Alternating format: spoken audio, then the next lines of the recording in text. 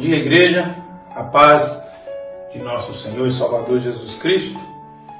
Esse domingo é um domingo especial, estamos comemorando o aniversário da nossa igreja. Aconteceu dia 3, porém nós comemoramos no primeiro domingo subsequente. Mas falo disso no final.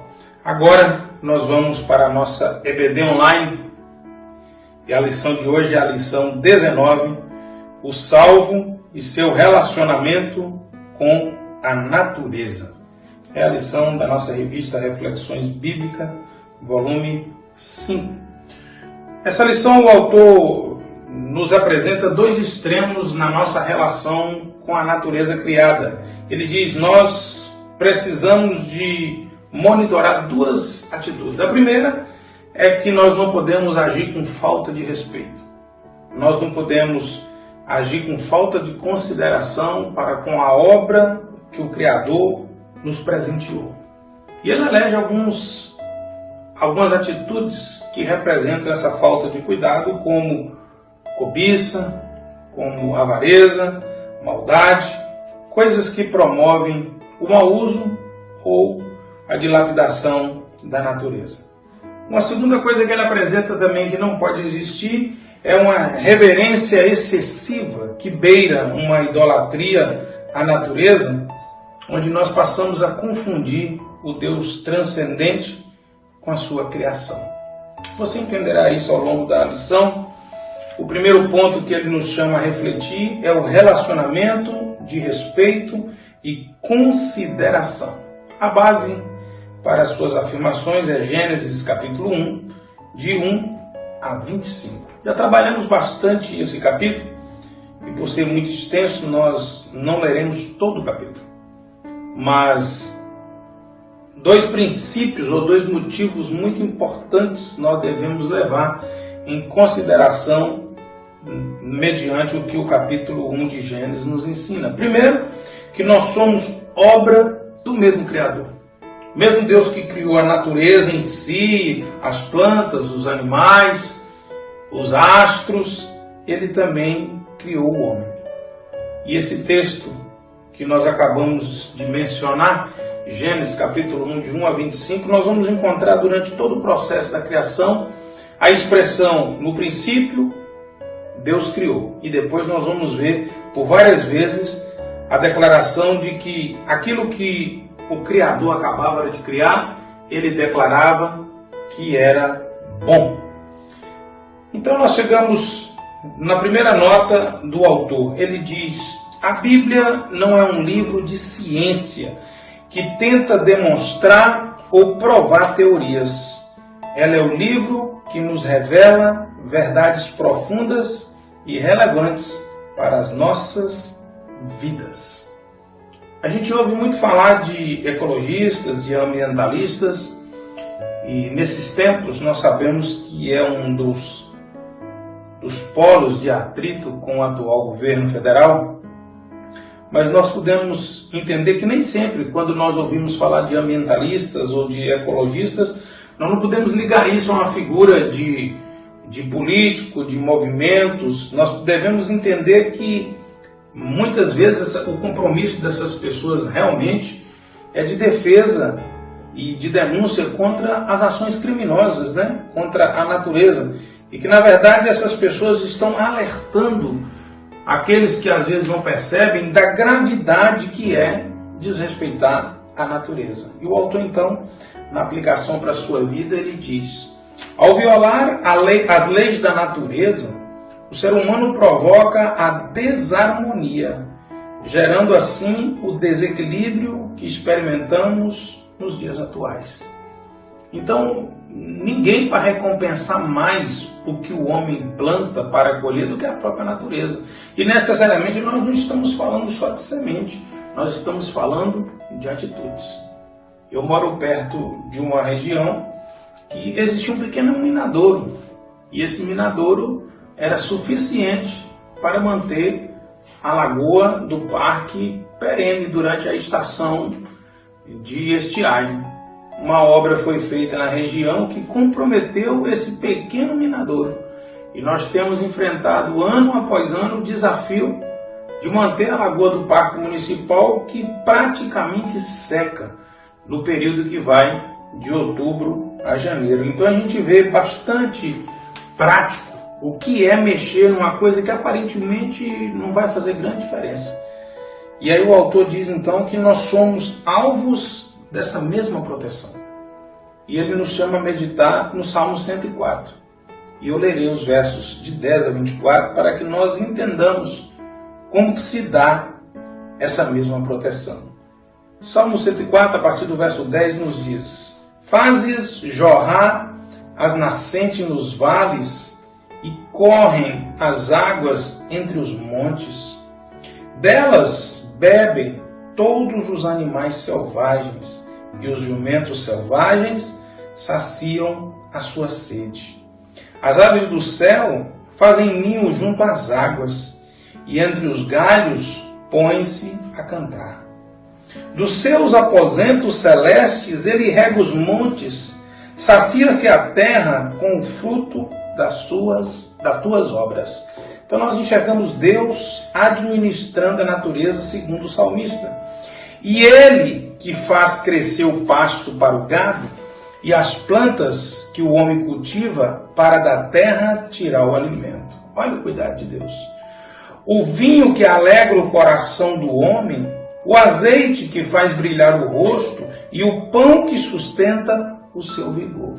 Estamos debaixo do mesmo cuidado. As árvores do Senhor são bem regadas, os cedros do Líbano que ele plantou. Nelas os pássaros fazem ninhos, e nos pinheiros a cegonha tem o seu lar. Os montes elevados pertencem aos bodes selvagens, e os penhascos são um refúgio para os coelhos. Ele fez a lua para marcar as estações, o sol sabe quando deve se pôr. Trazes trevas e cai a noite, quando os animais da floresta vagueiam. Os leões rugem à procura da presa, buscando de Deus o alimento. Mas ao nascer do sol, eles se vão e voltam a deitar-se em suas tocas. Então o homem sai para o seu trabalho, para o seu labor, até entardecer. Quantas são as tuas obras, Senhor? Fizeste todas elas com sabedoria. A terra está cheia de seres que criaste. Então o que nós enxergamos aqui? Nós enxergamos todo o cuidado de Deus. O salmista, numa riqueza e em pormenores de detalhes, ele vai mostrando um Deus que está cuidando de tudo. Ele vai mostrando um Deus que não deixa escapar um coelho, que não deixa escapar um cedro que precisa de água. Ele vai deixando, ele irriga, ele molha, porque nós sabemos que debaixo da terra correm os rios subterrâneos, os lençóis freáticos. Ou seja, Deus preparou tudo para que acontecesse debaixo de um equilíbrio perfeito. Me recordo de uma reportagem também que passou a respeito da cidade de Fortaleza. Por faltar muitas águas, muita água na cidade, foram ser abertos muitos poços artesianos. E alguns bairros começaram a afundar os prédios. O solo começou a perder a compactação e a força de pressão nos lençóis freáticos. O Salmo 104, então, nos versos de 33 a 35, termina assim a parte que o autor nos chama a meditar. Cantarei ao Senhor toda a minha vida, louvarei o meu Deus enquanto eu viver. Seja-lhe agradável a minha meditação, pois no Senhor tenho alegria. Sejam os pecadores eliminados da terra e deixem de existir os ímpios. Bendiga ao Senhor a minha alma. Aleluia. Quando o texto diz, sejam os pecadores eliminados da terra, nós estamos lendo um texto que está falando de natureza. Então, essa qualificação, esse predicativo de pecado, está ligado à natureza. Daqui a pouco nós vamos ver sobre isso. Relacionamento de aprendizagem. É o segundo tópico que o autor então diz que nós devemos praticar. A base será o Salmo 119, de versos de 1 a 14, mas eu vou ler apenas de 1 a 11, porque diz respeito o que Deus, o Criador, fez através de suas leis para que nós tivéssemos esse aprendizado. Diz assim o Salmo, a partir do verso 1. Os céus declaram a glória de Deus. O firmamento proclama a obra das tuas mãos. Um dia fala disso a outro dia. Uma noite o revela a outra noite. Sem discurso nem palavras, não se ouve a sua voz. Ou seja, a lei que o Senhor criou administra sem necessariamente ele precisar dar mais comando. Mas aí diz assim: mas a sua voz ressoa por toda a terra, e as suas palavras até os confins do mundo. Nos céus ele armou uma tenda para o sol, que é como um noivo que sai de seu aposento e se lança em sua carreira com a alegria de um herói. Sai de uma extremidade dos céus e faz o seu trajeto até a outra. Nada escapa ao seu calor. A lei do Senhor é perfeita, revigora a alma. Os testemunhos do Senhor são dignos de confiança e tornam-se sábios os inexperientes. Os preceitos do Senhor são justos e dão alegria ao coração. Os mandamentos do Senhor são límpidos e trazem luz aos olhos. O temor do Senhor é puro e dura para sempre. As ordenanças do Senhor são verdadeiras, são todas elas justas. São mais desejáveis do que ouro, do que muito ouro puro. São mais doces do que o mel, do que as gotas do favo. Por elas o teu servo é advertido, a grande recompensa em obedecer-lhes. Salmo 19, de 1 a 11. O que o autor está nos chamando a meditar nessas linhas do Salmo? O que ele está dizendo? O que o verso acabou de dizer aqui? O último verso, o verso 11, diz: por elas o teu servo é advertido, e há grande recompensa em obedecer. O que o autor está nos ensinando é que a natureza, criada por Deus, pode ser um grande veículo de Deus para que nós conheçamos o Senhor, a nós mesmos e a relação, a dimensão do que Deus deixou para nós. A cada dia a gente fica fascinado com a descoberta de algo na natureza. Mas a Bíblia já nos fala dessa leitura interpretativa da mão do Criador na natureza. Pregador, onde está isso? Não me lembro disso. Jesus nos ensinou a respeito desses valores. Mateus, capítulo 6, versos de 26 a 30. Olhai para as aves do céu, que nem semeiam e nem cegam, nem ajuntam em celeiros. O vosso Pai Celestial as alimenta. Não tendes vós muito mais valor do que elas? E qual de vós poderá, com todos os seus cuidados, acrescentar um côvado à sua estatura? E quanto ao vestuário, por que andais solícitos? Olhai para os lírios do campo, como eles crescem, não trabalham nem fiam. E eu vos digo que nem mesmo Salomão, em toda a sua glória, se vestiu como qualquer deles. Pois se Deus assim veste a erva do campo, que hoje existe e amanhã é lançada no forno, não vos vestirá muito mais a vós, homens de pouca fé. O que Jesus está nos ensinando? Uma terapia recomendada aqui para a ansiedade é contemplar a natureza. Mas não é contemplar como quem fica de boca aberta olhando um pássaro voar. É contemplar fazendo o que nós chamamos na leitura acadêmica de fazer leitura. Leitura interpretativa. É alimentar a fé através disso. Por isso que Jesus diz, homens de pouca fé. Quando a gente vê o cuidado de Deus com o pássaro, a gente fica impressionado. Querido, nós tivemos uma experiência gostosa esses dias lá em casa. Uma sabiá colocou um ninho na varandinha lá da área de churrasco lá de casa. E nós vimos o cuidado dela dia após dia nesse ninho, nasceu os filhotinhos, ela trazia a larvazinha, botava no biquinho de cada uma, até que elas ganharam estatura. E a pergunta que a gente fazia é, onde ela acha tanta larva para colocar no bico dos seus filhotes? E é isso aqui que a Bíblia está dizendo. Deus não deixa faltar o alimento para o pássaro. E muitas vezes, querido, nós que temos consciência, nós que somos racionais, nós que somos civilizados, nós que somos os compreendidos da palavra, somos tomados de pânico, somos tomados de pavores. Mas onde está a fé? Que fé? A fé que nos faz olhar para um pássaro e entender o que Jesus está dizendo. Peraí, mas se Deus não deixa esse passarinho seu alimento? A Bíblia diz, Jesus falou, a Bíblia diz que nós somos mais importantes que os pássaros. Então Deus está cuidando. E nós precisamos vivenciar. E é isso que o autor está dizendo, nós precisamos aprender a olhar para a criação e ver o cuidado e amor do Criador.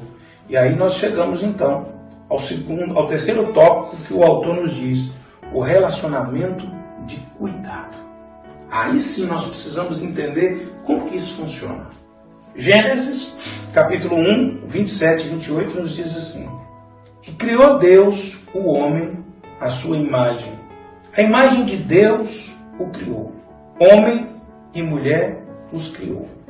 E Deus os abençoou, e Deus lhes disse: frutificai, multiplicai, enchei a terra, sujeitai-a, dominai sobre os peixes do mar, sobre as aves do céu e sobre todo o animal que se move sobre a terra. No primeiro momento, Deus está dando à mulher, Deus está dando ao homem o privilégio, a honra de administrar o mundo que o Criador acabara de criar. Esse é o primeiro momento. Mas aí, em Gênesis capítulo 2, agora versículo 15, nós lemos assim: E tomou o Senhor Deus o homem e o pôs no jardim do Éden para lavrar e o guardar. Então agora nós recebemos a orientação de Deus para lavrar e cuidar. Carpir, limpar, manter a beleza. Lembre-se que é depois do pecado que vai vir os espinhos, vai vir os cardos. Agora não. Agora é só cuidado. É o cuidado do embelezamento. É o cuidado para manter tudo debaixo da ordem. Então, Deus, desde o princípio, queria que o homem tivesse esse cuidado. Manter a tela, manter o quadro, manter a paisagem, manter a pintura perfeita. É a folhinha seca que caiu, que deve ser recolhida. Ah, mas a folha é adubo, então deve ser colocada no local certo. O tempo inteiro nós estamos vendo Deus fazendo isso. A orientação de Deus. Aí nós precisamos entender uma coisa. O desequilíbrio da natureza está diretamente ligado ao pecado do homem. Porque enquanto o homem não pecou, Deus estabeleceu para ele um princípio de cuidado e de equilíbrio. É depois do pecado, então, é que vai vir toda sorte, toda mazela de maldição sobre a terra. A terra vai ter espinhos, a terra vai começar a produzir erva daninha, a terra vai começar a ser castigada junto do mau cuidado agora que o homem vai desenvolver. Dessa forma, a nossa demonstração de esforço de conviver em harmonia com a natureza demonstra a evidência do nosso abandono ao pecado.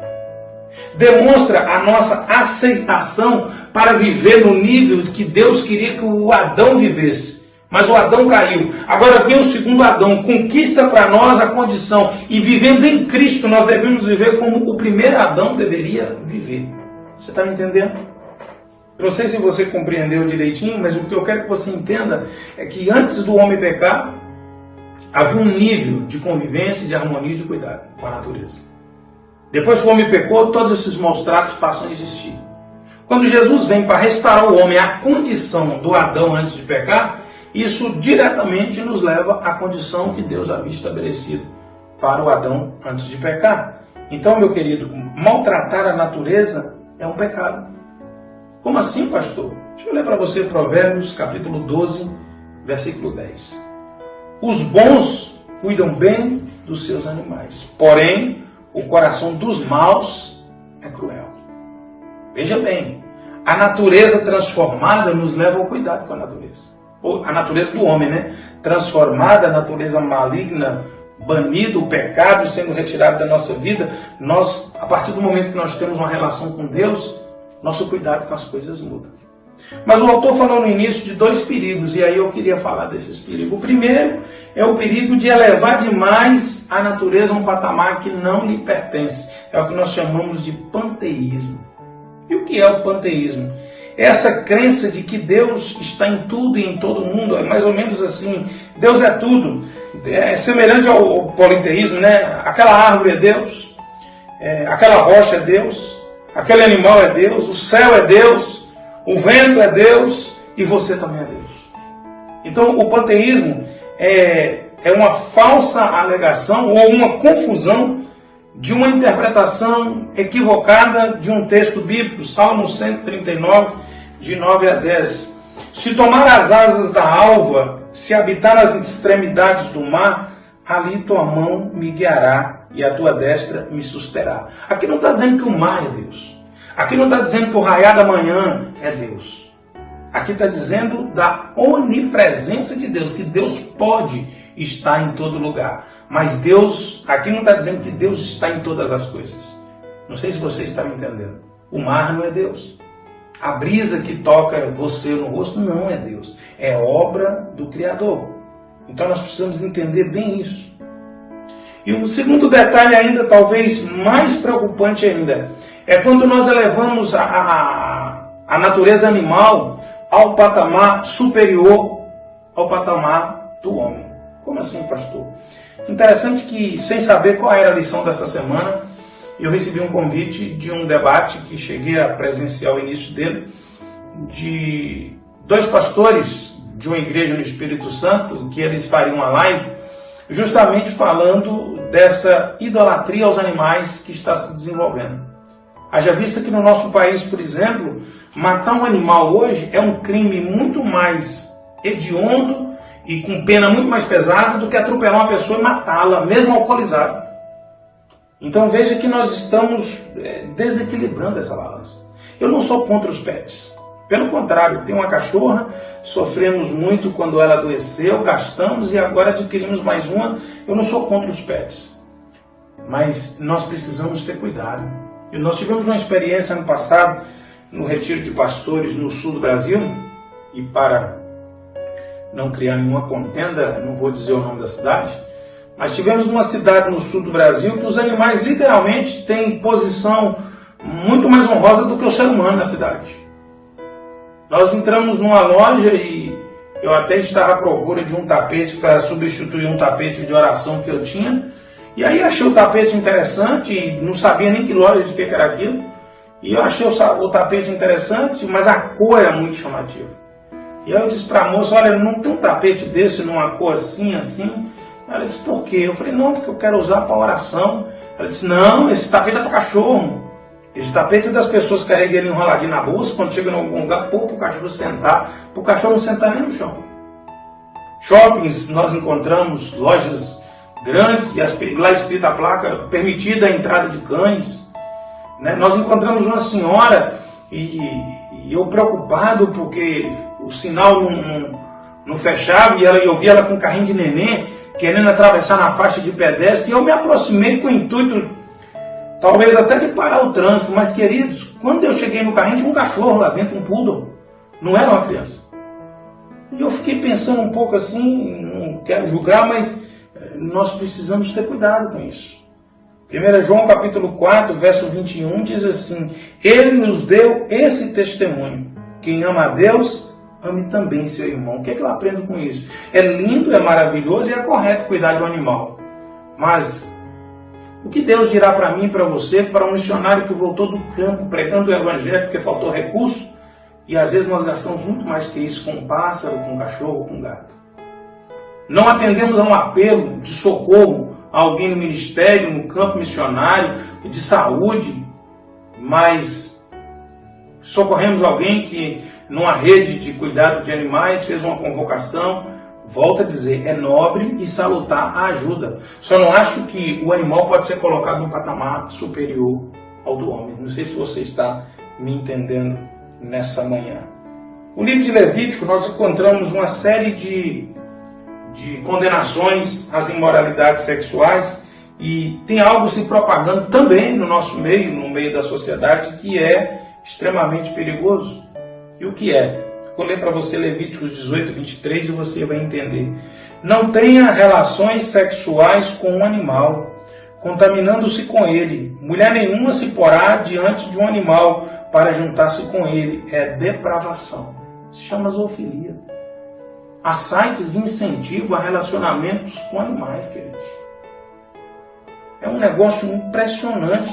É coisa que pastor Levítico, lá do Velho Testamento, sim, nós podíamos dizer que é uma prática que deveria estar esquecida. Não está acontecendo. Deuteronômio 27, de 20 a 30, no meio das coisas que ele declara maldito, veja o que diz a palavra. Maldito aquele que se deitar com a mulher de seu pai, porquanto descobriu a nudez de seu pai. E todo o povo dirá, amém. Maldito aquele que deitar com algum animal, e todo o povo dirá, amém. Maldito aquele que deitar com sua irmã, filha de seu pai ou filha de sua mãe, e todo o povo dirá, amém. Maldito aquele que se deitar com sua sogra, e todo o povo dirá, amém. Você está entendendo, querido, o que eu quero dizer nessa manhã? Os perigos que o autor nos diz são esses. Uma idolatria excessiva com animais ou um panteísmo.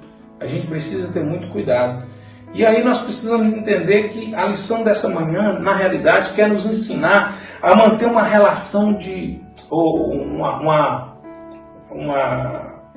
é que se diz? Uma caminhada, um relacionamento de respeito, de cuidado, de consideração e de aprendizado com a natureza. Mas não podemos incorrer em erros. E aí eu quero terminar narrando para você um fato e fazendo uma pergunta. Gênesis capítulo 21, de 33 a 34, diz assim: Abraão, por sua vez, plantou uma tamargueira em Berseba e ali invocou o nome do Senhor, o Deus eterno. E morou Abraão na terra dos filisteus por longo tempo. O texto diz que quando ele chegou, ele plantou uma tamargueira. Mas eu penso, se morou muito tempo, quantas plantas Abraão deve ter plantado naquele lugar? Uma atitude simples de cuidado com a natureza, por exemplo.